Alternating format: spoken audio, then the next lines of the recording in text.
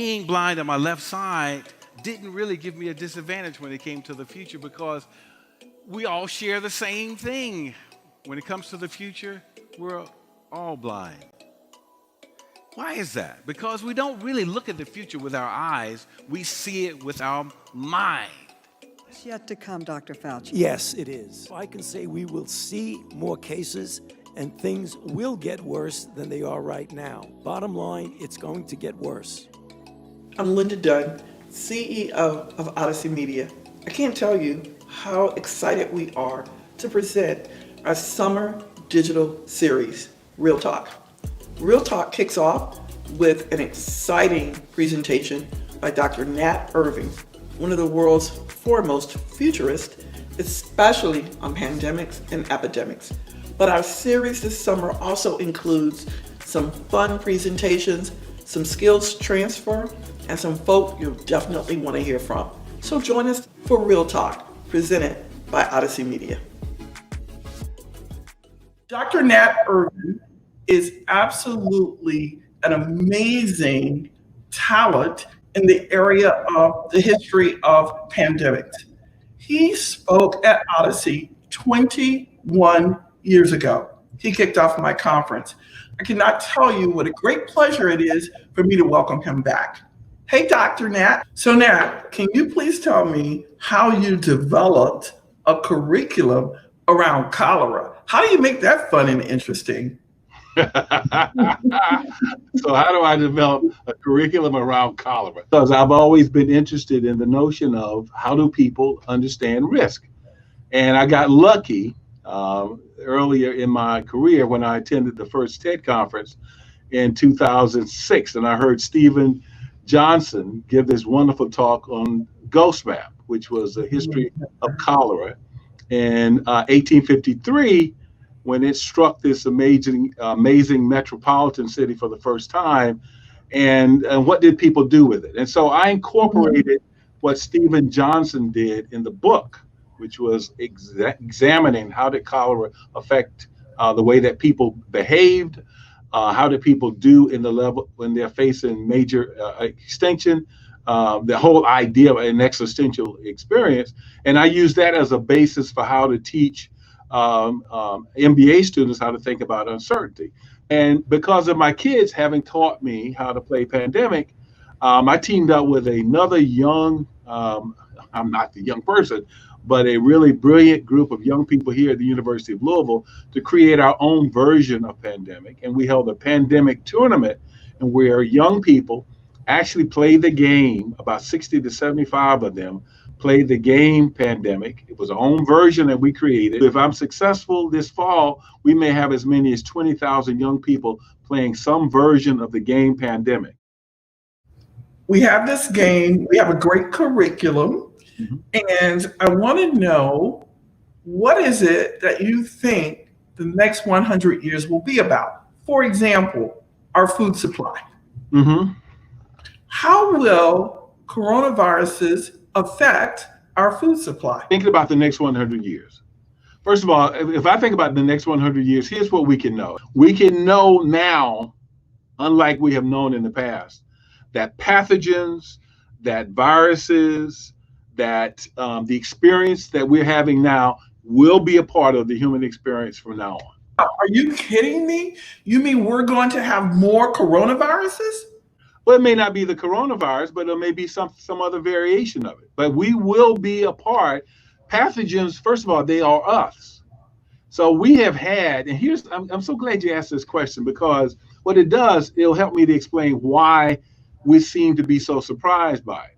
The reason we're surprised worldwide by the fact that we now have an epidemic is because we thought up until recently, these were people from the Surgeon General in 1969, the Surgeon General probably in the middle 60s. So we have had substantial numbers of experts to say that we had essentially eclipsed all bacterial diseases.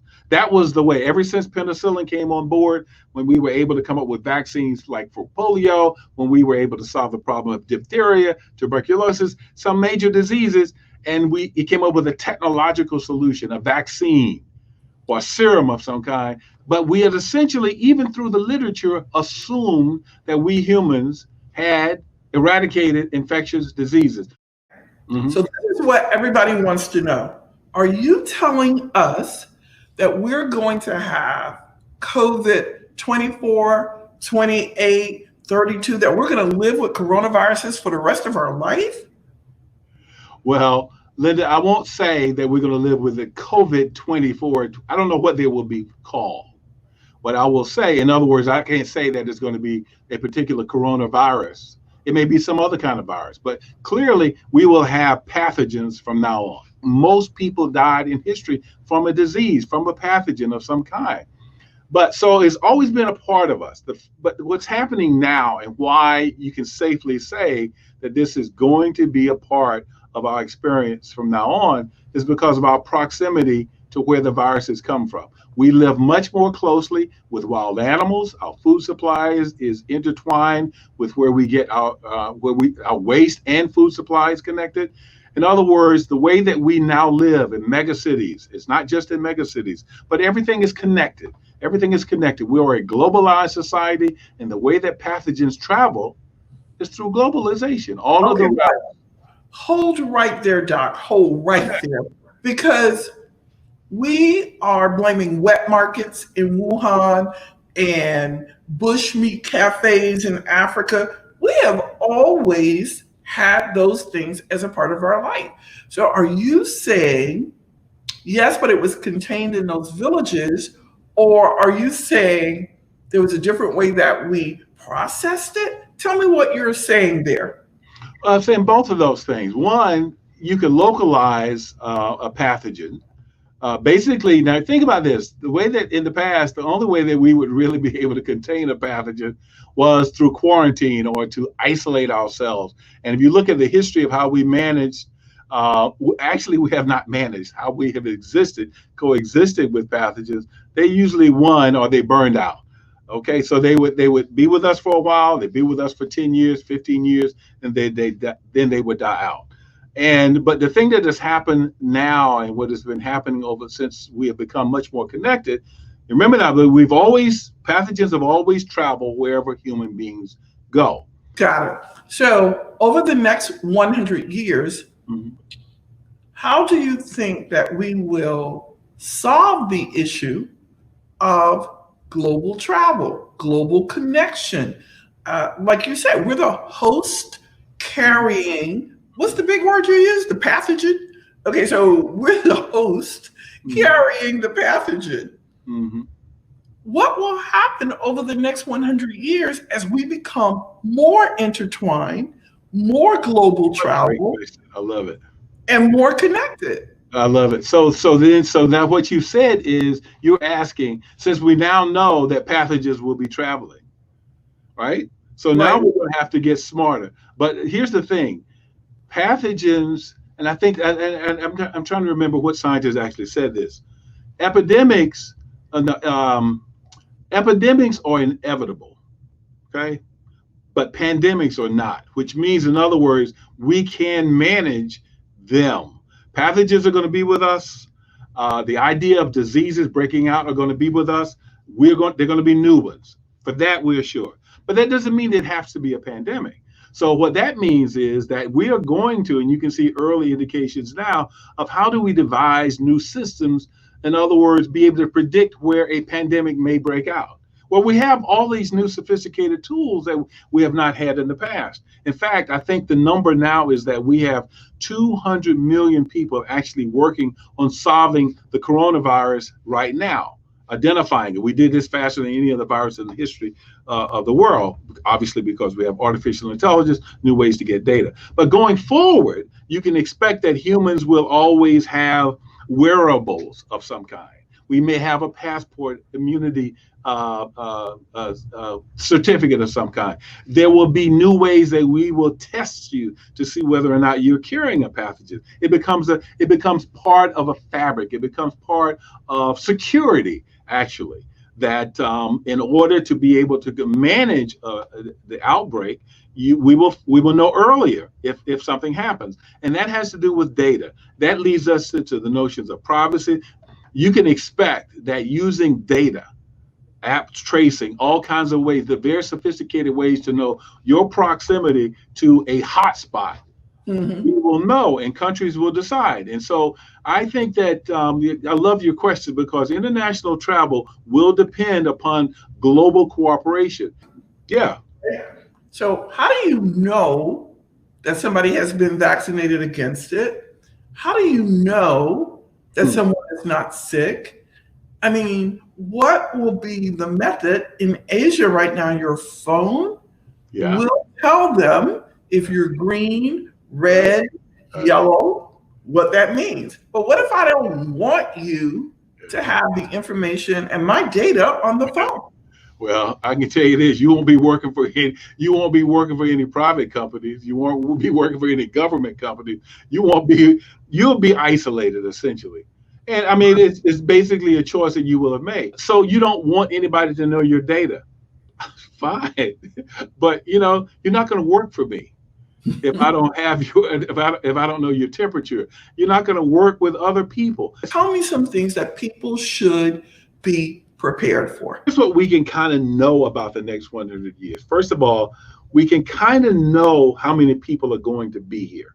And one of the surprises for the future is we kind of already know how many children are going to be in the world. Within the next few years, we will have had the maximum number of children that are going to be born. We will reach what's called peak children, the size of the earth, because we're only going to have maybe 10 billion people by 2050, a little bit more than that going out, but probably not much more than that. And the percentage of that population will be over. There'll be more aging than there will be children. So that'll be the first time it's going to happen. But here's something else that you can expect over the next 100 years or just in the mid to long term future. And that is we get much more comfortable with being surveilled, that the notion of privacy just gradually starts to just fade into the background. It fades into the background just in the same way that you remember how you used to, when you see electrical lines, wires all around cities or all around towns, gradually how those things have disappeared. In the same way that we think about privacy, it gradually, just like the internet, it becomes embedded. It starts to disappear, and that means that the way that we have thought about privacy, it turns over into something where we are much more comfortable with being seen all the time. That our instruments, the technology that is a part of us, that's embedded into our bodies, they're connected to something all the time. And you can see how that's happening right now, even in the year 2020. And going back into work, if you were to think about that as an early indication, the amount of information that we will know about ourselves, the amount of information we will know and others will know about where we've been, where we're going, all of that becomes a part of the fabric of who we are. This is that data-driven part of us. For a technology system, once you pretty much embed it, you're not coming out of that. So this is a major thing that's going to happen. It'll have huge implications for commerce. It'll have implications for our systems. It'll have implications for culture. It'll have implications for a very, very long time. Wow. That is unbelievable. Unbelievable. Just unbelievable. What I can't put my arms around is the amount of data that's in your head. Like you go back 10,000 years, then 5,000 years, then up 50 years. Unbelievable. So I want to thank you for helping us to understand that our food supply, that how we work, what we do, what we come to expect from a privacy standpoint is all in play. All in And play. I want to make sure that I'm recapping you that we don't have enough food to feed the world that's coming. And so we have to use some of these new mechanisms, right? We can't just all grow gardens and slaughter our own animals, but there will be a cost to pay for that. Secondly, I think a good point you made is this new generation coming up, they are so used to surveillance and not worried about privacy at all that is how we will track. And so I want to thank you a bunch for part one here of this series on the next 100 years. This has been really fascinating, very educational. Thank you, Dr. Nat. Thank you, Linda. It's been my great pleasure. Absolutely.